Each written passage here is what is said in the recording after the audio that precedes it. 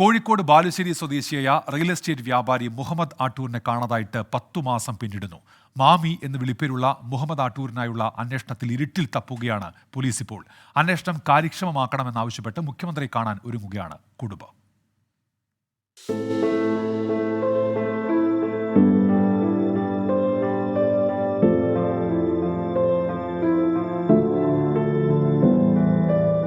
തങ്ങളുടെ പ്രിയപ്പെട്ട മാമിയില്ലാത്ത പെരുന്നാളാണ് കുടുംബത്തിന് ഇത്തവണ.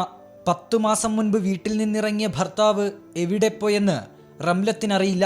പോലീസ് നൽകുന്നത് അന്വേഷണം നടക്കുന്നുവെന്ന പതിവ് മറുപടി മാത്രം. അന്വേഷണ ഉദ്യോഗസ്ഥർക്ക് വേണ്ട എല്ലാം നമ്മൾ ചെയ്തു കൊടുക്കുന്നുണ്ട്. ഇപ്പം നമുക്ക് പ്രസൻറ്റുള്ള എല്ലാ തെളിവുകളും എന്തായി നശിച്ചു. ഇത്ര തിരക്കുള്ളൊരു സിറ്റിയിൽ ഒരു മനുഷ്യൻ്റെ മുഖം എവിടെയും കാണാനില്ല, ഒരു CCTV എവിടെയും പതിഞ്ഞിട്ടില്ല. അതൊരു വല്ലാത്ത വേദനയാണല്ലോ. ഞങ്ങൾക്ക് ഇദ്ദേഹത്തിന് കിട്ടണം. കാരണം നമ്മൾക്ക് എല്ലാം എനിക്ക് എൻ്റെ ഭർത്താവ്, മക്കൾക്ക് വാപ്പ ഇല്ലല്ലോ. കഴിഞ്ഞ ഓഗസ്റ്റ് 21-നാണ് മുഹമ്മദ് ആട്ടൂരിനെ കോഴിക്കോട് നഗരത്തിൽ അവസാനമായി കണ്ടത്.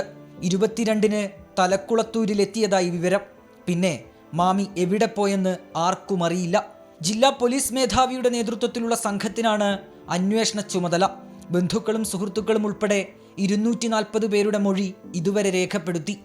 100ഓളം മൊബൈൽ ഫോണുകൾ പരിശോധിച്ചു. സമീപ സംസ്ഥാനങ്ങളിലും അന്വേഷണം നടത്തി. എന്നാൽ യാതൊരു ഫലവുമുണ്ടായില്ല. അന്വേഷണം കാര്യക്ഷമമാക്കണമെന്നാവശ്യപ്പെട്ട് മുഖ്യമന്ത്രിക്ക് പരാതി നൽകാൻ ഒരുങ്ങുകയാണ് മാമിയുടെ കുടുംബവും സുഹൃത്തുക്കളും. 24 കോഴിക്കോട്.